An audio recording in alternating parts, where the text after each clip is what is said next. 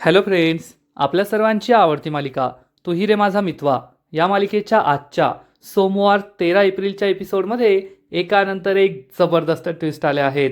Friends, ईश्वरीने अर्णवचा खूप मोठा पोपट केलाय. खरं सांगायचं तर अर्णवसमोर सुप्रियाचं सत्य आणण्यासाठी ईश्वरीने असा काहीतरी प्लॅन केला ज्याचा विचार कधी स्वतः ईश्वरीने सुद्धा केला नसेल की ती असं काहीतरी करू शकते. चक्क जसं रमाकांत आणि सुप्रिया बरोबर घडलं होतं, अगदी त्याच सगळ्या गोष्टी अर्णव बरोबर घडल्या. आणि मग अर्णव एका मुलीबरोबर अश्लील अवस्थेत आहे. त्याच वेळेस तेथे पत्रकार आले. त्यांनी अर्णवचे फोटो काढले, अर्णवला बदनाम केलं. पण हा सगळा ईश्वरीचा प्लॅन होता. मग ईश्वरीला हा प्लॅन कसा सुचला आणि आता या प्लॅनचा परिणाम काय होणार आहे हे जाणून घेण्यासाठी हा व्हिडिओ शेवटपर्यंत नक्की पहा. फ्रेंड्स, आजच्या एपिसोडच्या सुरुवातीलाच अर्णव त्याच्या बेडरूममध्ये काम करत असतो. लॅपटॉपवर त्याची व्हिडिओ कॉन्फरन्सिंग सुरू असते आणि त्याच वेळेस ईश्वरी अंजलीच्या बाळाला घेऊन तेथे येते आणि बाळाशी गोड गोड बोलत असते, लढीवाळपणे बोलत असते. अर्णव हे पाहतो आणि आपली मीटिंग 5 मिनिटासाठी थांबवतो आणि ईश्वरीला म्हणतो, काय मिस इंदोर, माझं काम सुरू आहे ना महत्त्वाचं. तर ईश्वरी म्हणते, सर तुमचं काम बंद करा, ऑफिसची ड्युटी बंद, घरची ड्युटी सुरू. असं म्हणून ती अर्णवला बाळाला घ्यायला सांगते. परंतु अर्णव त्यासाठी स्पष्ट शब्दात नकार देतो. मिस इंदोर, माझं महत्त्वाचं काम सुरू आहे आणि मी आता बाळाला नाही घेऊ शकत. ईश्वरी विचारते, सर असं कोणतं महत्त्वाचं काम सुरू आहे. अर्णव सांगतो, तुझंच काम करतोय मी. तुझ्या नावाने जो क्लोदिंग ब्रँड सुरू केला आहे ना ईश्वरी, त्याच्यासाठी मला एक मॉडेल हवी आहे. पण मनासारखी मॉडेलच मिळत नाही आहे. मला एकदम असा इंडियन ब्युटी पाहिजे आहे, साधी भोळी, तिच्या डोळ्यात आईची माया पाहिजे. ईश्वरी खूप खुश होते आणि बाळाला म्हणते, पाहिलंस का बाळा, मामा माझ्याबद्दल बोलतोय, मीच आहे इंडियन ब्युटी. अर्णव म्हणतो, मी तुझ्याबद्दल नाही बोलत आहे. ईश्वरी विचारते, सर मी सुंदर नाही आहे का. अर्णव म्हणतो, तसं नाही मिस इंदोर, तू मुलगी आहेस आणि मला आई पाहिजे, आई. ईश्वरी म्हणते, मग सर मी या बाळाची आईच आहे ना. अर्णव स्पष्ट शब्दात तिला सांगतो, नाही मिस इंदोर, तू बाळाची आई नाही, तू बाळाची मामी आहेस आणि इतका पुढचा विचार करू नको. हे ऐकून ईश्वरीला खूप वाईट वाटतं आणि ईश्वरी म्हणते, सर तुम्ही हे काय बोलताय. मी नेहमी आपल्या नात्यात पुढे जाण्याचा विचार करते आणि तुम्ही नेहमी मला असं काहीतरी बोलून गप्प बसवता. तुम्ही मला सांगा ना, मी तुम्हाला आवडत नाही का. आपण आपल्या नात्यात पुढे जाऊ शकत नाही का. अर्णव ईश्वरीला समजावून सांगतो, मिस इंदोर तू खूप चांगली आहेस आणि ते मला माहिती आहे, पण तुझ्या आईमुळे माझ्या आईने. अर्णव बोलता बोलता थांबतो. अर्णवला हे म्हणायचं असतं की तुझ्या आईमुळे, सुप्रियामुळे माझ्या आईने आत्महत्या केली आहे. अर्णव म्हणतो, आणि मी ते नाही विसरू शकत. जोपर्यंत तुझी आई ही निर्दोष सिद्ध होत नाही तोपर्यंत आपण आपल्या नात्यात पुढे जाऊ शकत नाही. हे ऐकून ईश्वरीला खूप वाईट वाटतं. ईश्वरीच्या डोळ्यात पाणी येतं आणि ईश्वरी विचार करते की माझ्या आईला मी निर्दोष कशी सिद्ध करणार. आणि इकडे नम्रता आणि शुभू बोलत असतात. तेवढ्यात आकाश तेथे येतो. आकाशला पाहून सगळेच खुश होतात आणि आकाश सांगतो, आज मी एका महत्त्वाच्या कामासाठी आलो आहे. आमच्या घरी आज एक छोटीशी पार्टी आहे आणि मी नम्रताला घेऊन जायला आलो आहे. सुप्रिया यासाठी नकार देते, एवढ्या रात्री कशाला, आत्ता कधी जाशील कधी येशील. पण शुभू म्हणतो, काकू जाऊ दे, नको टेन्शन घेऊ, तेथे इशू आहे, इशूचा नवरा आहे, जातील ना ते. सुप्रियासुद्धा परमिशन देते आणि मग नम्रता आकाशबरोबर तेथून निघून जाते. पण सुप्रियाला मात्र हे आवडलेलं नसतं. शुभूला हे समजतं. इकडे ईश्वरी, अर्णव आणि मामा एकत्र असतात आणि ईश्वरीने त्यांना राजेशचं सत्य समोर आणण्यासाठी एक प्लॅन सांगितलेला असतो. अर्णव म्हणतो, हा प्लॅन वर्क होईल असं मला वाटत नाही. तर मामा म्हणतो, खरं ईश्वरी, तो राजेश ना आपल्याला वाटलं त्यापेक्षा जास्त हुशार आहे. तो त्याचं सत्य एवढ्या लवकर समोर येऊ देईल असं मला काही वाटत नाही. ईश्वरी म्हणते, तुम्ही दोघे असं का बोलताय, आपला प्लॅन नक्की यशस्वी होईल. ईश्वरी के फंडे आहेत, हे नक्कीच यावेळेचा प्लॅन वर्क करेल. मामा म्हणतो, पण नेमका प्लॅन आहे तरी काय. ईश्वरी त्यांना आपला प्लॅन सांगते. या गेममध्ये माणसाला शब्द ऐकला की लगेच बोलायचं असतं. जर त्याने विचार केला तर तो खोटं बोलतो हे सिद्ध होतं. आपण राजेशला एकानंतर एक शब्द विचारायचे, मग तो उत्तर देईल, खरं बोलून जाईल किंवा विचार करेल, म्हणजे तो खोटा आहे हे सिद्ध होईल. सगळेजण यासाठी तयार होतात. ईश्वरी हात पुढे करते. अर्णव मामा तिच्या हातात हात देतात आणि इकडे अंजलीची कंबर खूप दुखत असते. मामी तिचे आणखीनच कान भरते. पहा अंजली, तुझी अवस्था पाहून मला खूप वाईट वाटतंय. दिवसभर तू बाळाला घेऊन बसतेस ना, म्हणून तुझी कंबर दुखतीये आणि मला तुझी काळजी आहे म्हणून मी येथे पुन्हा पुन्हा येते. पण ती ईश्वरी फक्त सगळ्यांदेखतच नाटक करते की तिला तुझी आणि तुझ्या बाळाची खूप काळजी आहे. ती कधीच तुझ्या बाळाला घ्यायला येत नाही. अंजली काहीच बोलत नाही आणि त्याच वेळेस आकाश हा नम्रताला घेऊन तेथे येतो आणि म्हणतो, पहा अंजली दी, नम्रता तुला आणि बाळाला पाहायला आली आहे. अंजली तोंड वाकडं करते. मामीचा चेहरा तर आणखीनच वाकडा होतो. नम्रता म्हणते, ताई सॉरी, मला तुमच्या बाळाला पाहायला किती दिवसाचं यायचं होतं पण जमतच नव्हतं. खरंच किती गोड बाळ आहे, मी बाळाला घेते असं म्हणते ती आणि लगेचच अंजली म्हणते, काही गरज नाहीये. आकाश आणि नम्रताला मोठा धक्काच बसतो. आकाश विचारतो, दी हे काय बोलतेस तू? तर अंजली म्हणते, नाही बाळ आत्ताच झोपलंय ना, त्यामुळे नाहीतर ते उठलं तर मला खूप त्रास देईल. नम्रताला वाईट वाटतं आणि लगेचच मामी टोमणा मारते, ही इतक्या रात्री येथे कशाला आली आहे? आकाश सांगतो, मॉम, ईश्वरी आणि डॅडने एक नवीन गेम खेळायचं ठरवलंय, त्यासाठीच मी तिला इथे आणलंय.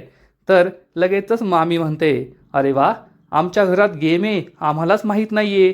बाहेरची लोकं घरात आली पण आम्हाला काहीच कळलेलं नाही आहे.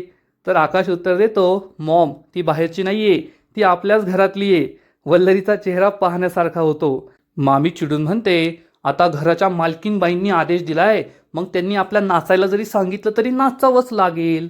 तर नम्रता म्हणते, ओ मामी, असं काही नाहीये, नक्कीच चांगला गेम असेल, तुम्ही सुद्धा खेळू शकता. मामी खूप चिडते आणि आकाश आणि नम्रता बाहेर जाण्याआधी नम्रता म्हणते, ताई खरंच तुमचं बाळ खूप गोड आहे, खूप क्यूट आहे. तर अंजली म्हणते, नम्रता सॉरी, पण झोपलेल्या बाळाकडे पाहू नये, नाहीतर त्याला नजर लागते.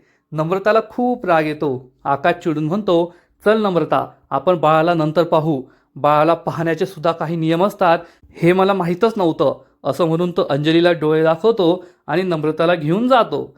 वल्लरी अंजलीला म्हणते, पाहिलंच ना अंजली, अजून लग्न होऊन या घरात नाही आली आहे, पण काय नखरे दाखवतीये. माझ्या मुलाला असं मुठीत ठेवलंय. ठेवेलच ना, त्या ईश्वरीची ट्रेनिंग आहे सगळी तिला. अंजली काहीच बोलत नाही आणि थोड्या वेळानंतर घरातील सगळेजण हा गेम खेळण्यासाठी बसलेले असतात. पण अजून अंजली आणि राजेश काही आलेले नसतात. मामा सगळ्यांना या गेमचे नियम समजावून सांगतो. तो म्हणतो, हा गेम खूप सोपा आहे. एक व्यक्ती इथे हॉट सोफावर येईल आणि मग मी त्याला पहिला शब्द देणार, त्याने उत्तर द्यायचं आणि बाकीच्या घरातील सगळ्यांनी शब्दाला शब्द जोडायचा आणि कोणताही विचार न करता तो शब्द ऐकल्यावर जो शब्द मनात येईल तो शब्द लगेच बोलायचा, पण तो त्या रिलेटेड असला पाहिजे. मामी म्हणते, म्हणजे सोप्या शब्दात सांगा ना, भांडण करायचंय. तर मामा म्हणतो, अगं बाई, तू 24 तास 7ही दिवस तेच करते ना, कधी तर वेगळा विचार कर. मामी खूप चिडते. मामा म्हणतो, चला आता आपण आपला गेम खेळूया. आणि मग या गेमला सुरुवात होते. सगळ्यात पहिला नंबर हा नम्रताचा लागणार असतो. पण त्याच वेळेस तेथे अंजली आणि राजेशसुद्धा येतात. हे दोघे खुर्चीवर बसतात. नम्रता मामाजवळ बसते आणि गेम सुरू होतो. मामा तिला एकानंतर एक शब्द विचारत असतो. त्यामध्ये प्रेम, आकाश असे अनेक शब्द असतात. नम्रता एकानंतर एक उत्तर देते. सगळे खुश असतात. पण पुढचा शब्द असतो देसाई आणि नम्रता काही बोलण्याआधी मामीच उत्तर देते, चालू. हे ऐकून सगळ्यांना खूप राग येतो. ईश्वरी आणि नम्रता खूप चिडतात. ईश्वरी उभी राहते आणि विचारते, मामी तुम्हाला काय म्हणायचं आहे? देसाई म्हणजे काय चालू आहेत का? मामी सांगते, नाही तसं नाही, चालू नाही, मला चतुर म्हणायचं होतं, चतुर. म्हणजे तुम्ही सगळे खूप हुशार आहात ना. तर लगेचच ईश्वरी म्हणते, हो मामी, ते तर आम्ही आहोतच आणि तुम्हाला आमचा गेम खेळायची काही गरज नाही आहे, आम्हाला मदत करायची गरज नाही आहे. आम्ही आमची लढाई लढू शकतो. जेव्हा तुमची वेळ येईल ना, तेव्हा तुम्ही तुमचं तुमचं खेळा बरं का. मामी खूप चिडते. मामा तर चक्क टाळ्याच वाजू लागतो की चांगली जिरवली. नम्रताचा नंबर होतो आणि मग अर्णवचा नंबर लागतो. अर्णवला एकानंतर एक प्रश्न विचारले जातात. स्वास्तिक फॅशन, अर्णव उत्तर देतो आई. मग पुढील प्रश्न असतात. चुलबुली, उत्तर येतं मिस इंदोर. प्रेम, उत्तर येतं मिस इंदोर. मैत्री, उत्तर येतं मिस इंदोर. त्यामुळे ईश्वरी खूप खुश होते. अर्णवचा नंबर झाल्यानंतर ईश्वरीचा नंबर लागतो. ईश्वरीला सुद्धा अनेक प्रश्न विचारले जातात. भडकुचन, ईश्वरीचं उत्तर असतं अर्णव. पुढचा प्रश्न असतो प्रेम आणि मग ईश्वरी काहीच बोलत नाही, गप्प बसते. खरंच फ्रेंड्स, हा सीन खूप भारी आहे. हा खेळ पाहायला तुम्हाला सुद्धा मजा येईल. सगळ्यांचे नंबर होतात. ईश्वरीची सुद्धा बारी होते आणि मग पुढचा नंबर लागतो राजेशचा. हा सगळा त्यांचाच प्लॅन असतो. राजेश म्हणतो, नाही नाही, मला स्वतःबद्दल काहीच आठवत नाही, स्वतःचं नावसुद्धा आठवत नाही, मग मी हा गेम कसा खेळू शकतो? तर मामा म्हणतो, काय जावई बापू, आपण फक्त मजा करतोय, या ना, बसा ना. अंजलीला सुद्धा हे पटलेलं नसतं, पण राजेश हा हॉट सोफ्यावर येऊन बसतो आणि मग सगळेजण त्याला एकानंतर एक प्रश्न विचारतात. फ्रॉड, वकील, चोर, गोवा असे अनेक प्रश्न विचारतात, ज्यामधून राजेशचं सत्य ते जाणून घेऊ शकतात. पण राजेश नेहले पे देहला मारतो आणि सगळ्या प्रश्नांची उत्तरं कोणाला काहीच कळणार नाही अशी देतो. अंजली खूप चिडते आणि म्हणते, हे काय चाललंय तुमचं? का त्यांच्यावर प्रश्नांची सरबत्ती करताय? काही प्रश्नांची उत्तर द्यायची गरज नाही राजेश. मामा म्हणतो, अंजली आपण फक्त गेम खेळतोय. अंजली म्हणते, नाही नाही, काही गेम खेळायची गरज नाहीये, आणि ती राजेशला घेऊन तेथून निघून जाते.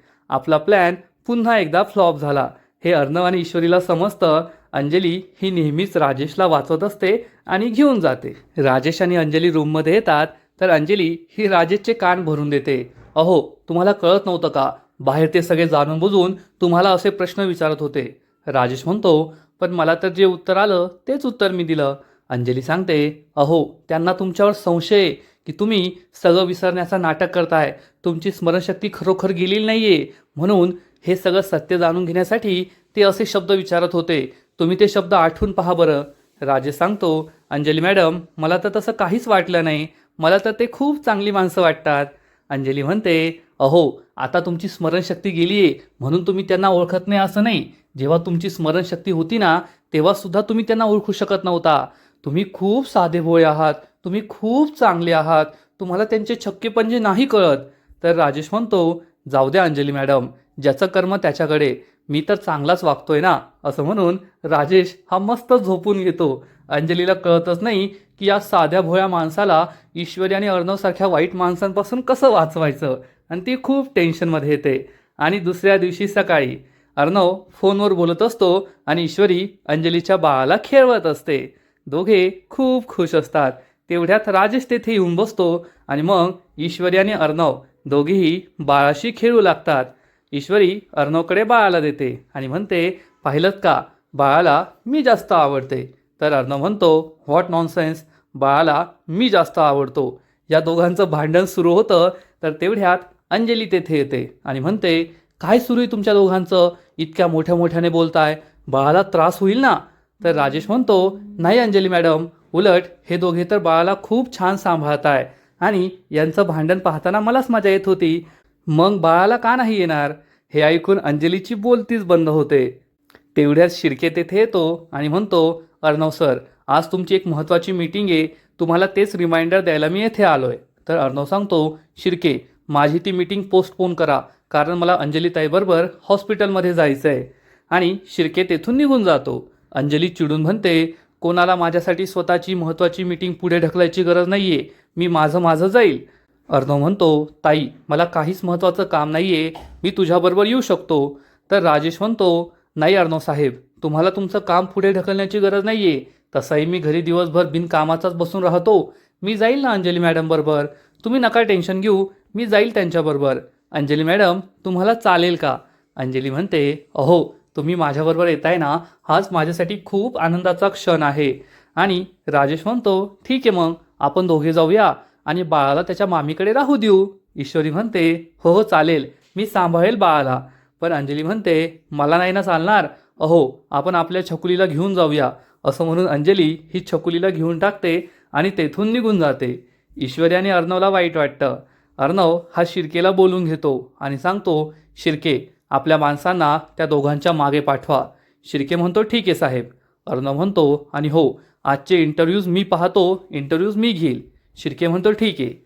थोड्या वेळानंतर ईश्वरी तिच्या कपाटामध्ये साड्या ठेवत असते आणि तेवढ्यात एक फोटो खाली पडतो आणि हा फोटो असतो सुप्रिया आणि रमाकांतचा फोटो, ज्यामुळे हे सगळं महाभारत घडलंय. ईश्वरी आणि अर्णवचं नातं हे इतक्या वाईट अवस्थेत आहे. ईश्वरीला आठवतं अर्णव काय म्हणाला होता, मिस इंदोर, तुझ्या आईमुळे माझ्या आईने आत्महत्या केली आहे. जोपर्यंत तुझी आई निर्दोष सिद्ध होत नाही तोपर्यंत आपण आपल्या नात्यात पुढे जाऊ शकत नाही. ईश्वरीला खूप वाईट वाटतं आणि तेवढ्यात ईश्वरीच्या डोक्यात एक तीरभन्नाट आयडिया येते. ईश्वरी लगेचच सुप्रियाला कॉल लावते आणि म्हणते, आई माझ्याकडे खूप भारी आयडिया आहे ज्यामुळे अर्णव सरांसमोर तू निर्दोष सिद्ध होशील. सुप्रिया विचारते, कोणती आयडिया? तर ईश्वरी सांगते, आई शांतपणे ऐकून घे. आता मी तुला जे काही सांगणार आहे ना ते तुला खूप धाडसी वाटेल, पण आपण जर हे यशस्वीरित्या पूर्ण केलं तर नक्कीच तू निर्दोष सिद्ध होशील. सुप्रिया म्हणते ठीक आहे, आणि ईश्वरी तिला आपला प्लॅन सांगते. हा प्लॅन ऐकून सुप्रियाच्या पायाखालची जमीनच सरकते. तिला जबर धक्का बसतो आणि ती म्हणते, इशू हे काय बोलतेस तू? हा निव्वळ मूर्खपणा आहे, असं काहीच करायचं नाहीये. ईश्वरी म्हणते, नाही आई, जर मला तुला निर्दोष सिद्ध करायचं असेल ना तर हा धाडसी प्रयत्न करून पाहावाच लागेल. तू काळजी करू नको, सगळं ठीक होईल. तू फक्त सांगितलेल्या ठिकाणी वेळेवर पोहोच. असं म्हणून ईश्वरी फोन कट करते. सुप्रिया खूप घाबरते. ही मुलगी काय वेडी वगैरे झाली काय? हा खूप डेंजरस प्लॅन आहे असा विचार सुप्रिया करते. पण ईश्वरीने ठरवलेलं असतं आपण जो प्लॅन तयार केलाय तसंच करायचं. आणि मग स्वस्तिक फॅशनच्या ऑफिसमध्ये अर्णव मॉडेलचे इंटरव्ह्यू घेत असतो. तेवढ्यात एक मुलगी तेथे येते आणि अर्णव तिचा पोर्टफोलिओ पाहतो, तिला प्रश्न विचारतो.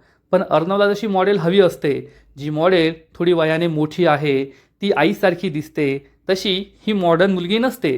त्यामुळे अर्णवला काही तिच्यामध्ये इंटरेस्ट नसतो. तर इकडे बाहेर शिर्के आपलं काम करत असतो, रिसेप्शनवर असतो. तेवढ्यात ईश्वरी तेथे येते. शिर्के विचारतो, मॅम तुम्ही सुद्धा इंटरव्ह्यू घेणार आहात का? तर ईश्वरी सांगते, नाही शिर्के, मी इंटरव्ह्यू घेणार नाहीये, तर माझं तुमच्याकडे एक महत्त्वाचं काम आहे. शिर्के म्हणतो, बोला ना मॅम. आणि मग ईश्वरी त्याला आपला तीर भन्नाट प्लॅन सांगते. हे ऐकून शिर्केच्या पायाखालची जमीनच सरकते. शिर्के म्हणतो, ओ मॅडम हे काय बोलताय? नाही नाही, मी हे नाही करू शकत. अर्णव सरांना कळलं ना तर माझी नोकरी जाईल, ते मला हाकलून देतील, माझ्याबरोबर खूप वाईट करतील, मी नाही हे करू शकत. तर ईश्वरी म्हणते, शिर्के तुम्ही या माझ्याबरोबर. ती शिर्केला गणपती बाप्पांसमोर घेऊन जाते आणि म्हणते, शिर्के हे माझे गणू बाप्पा आहेत, ते कधीच चांगल्याचं वाईट होऊ देत नाही. आणि आज मी जे काही करणार आहे ना त्यामुळे खूप आयुष्यांचं भलं होणार आहे. प्लीज माझी मदत करा, तुम्हाला काही होणार नाही, मी तुम्हाला गॅरंटी देते. शिर्के म्हणतो, ठीक आहे मॅम, तुम्ही म्हणताय तर मी हे करायला तयार आहे. आणि मग अर्णवचा इंटरव्ह्यू झालेला असतो. अर्णव शिर्केला फोन करून सांगतो, शिर्के व्हॉट नॉनसेन्स, तुम्ही कशी मॉडेल पाठवली आहे? तुम्हाला सांगितलंय ना मला इंडियन ब्युटी हवी आहे जी आई वाटेल, आणि तुम्ही या मुलीसारख्या दिसणाऱ्या मॉडेल्स का पाठवताय? अर्णव फोन कट करतो आणि थोड्याच वेळात शिर्के चक्क त्याच्यासाठी कॉफी घेऊन येतो. तो अर्णवसमोर कॉफी ठेवतो. अर्णव पुन्हा त्याच्यावर चिडतो, शिर्के हे काय सुरू आहे? मी तुम्हाला माझ्या रिक्वायरमेंट स्पष्ट सांगितल्या होत्या. मला या क्लोदिंग ब्रँडच्या ॲडसाठी अशी मॉडेल हवी आहे जी आईसारखी वाटेल, जी सोज्वळ असेल, इंडियन ब्युटी असेल, सुंदर असेल, तिच्या डोळ्यात आईची माया असेल, आणि तुम्ही तशी एकही मॉडेल आणत नाही आहात.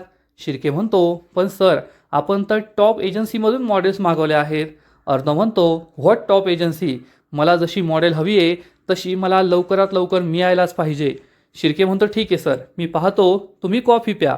आणि या कॉफीमध्ये सगळा खेळ असतो. या कॉफीमध्ये गुंगीचं औषध टाकलेलं असतं.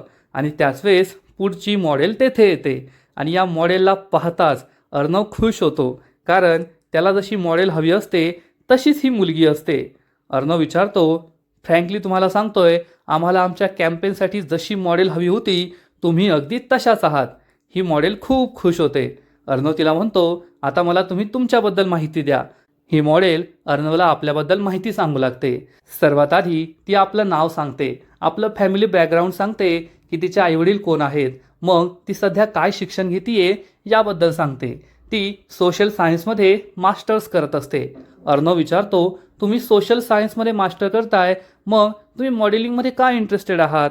तर ही मॉडेल सांगते, सर मला लहानपणापासूनच मॉडेलिंगची खूप आवड होती आणि मी तीच आवड जोपासते. तुम्ही माझा पोर्टफोलिओ पहा, मी अनेक ब्रँडसाठी मॉडेलिंगसुद्धा केली आहे.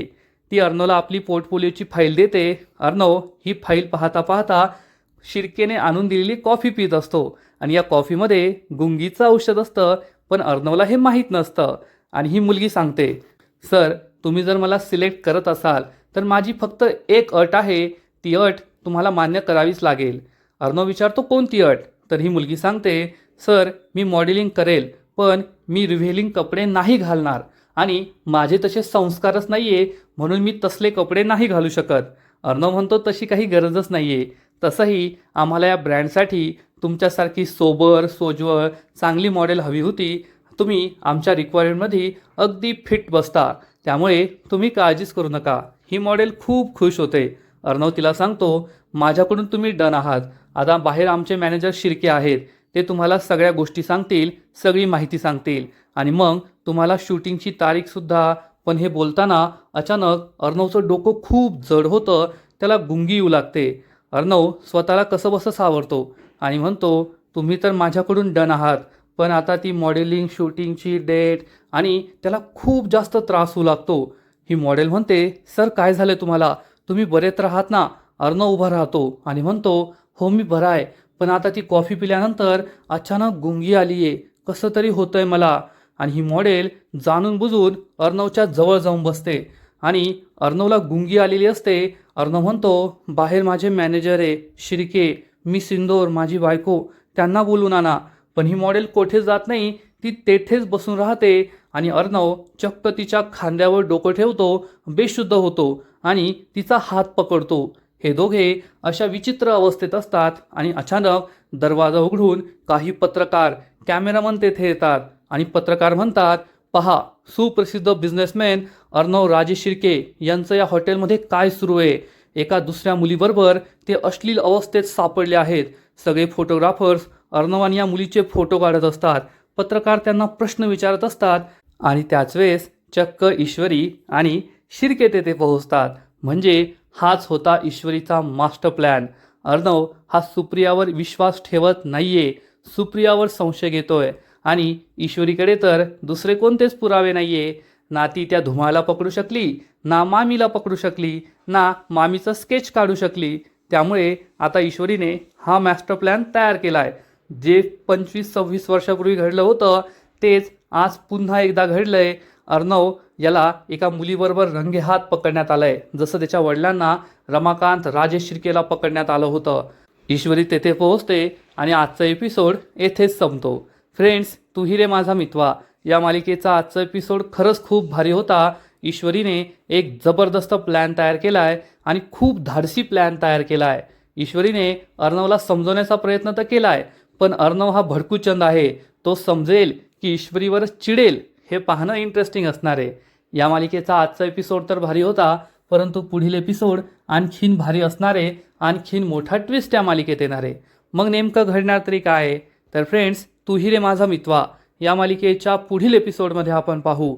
ईश्वरीला पाहून अर्णव म्हणेल, मी सिंदूर, हे सगळं खोटं आहे, मी असं काहीच केलेलं नाहीये, कुणीतरी मला फसवण्याचा प्रयत्न करतंय, माझ्या कॉफीमध्ये गुंगीचं औषध होतं, त्या मुलीचा आणि माझा काहीच संबंध नाहीये.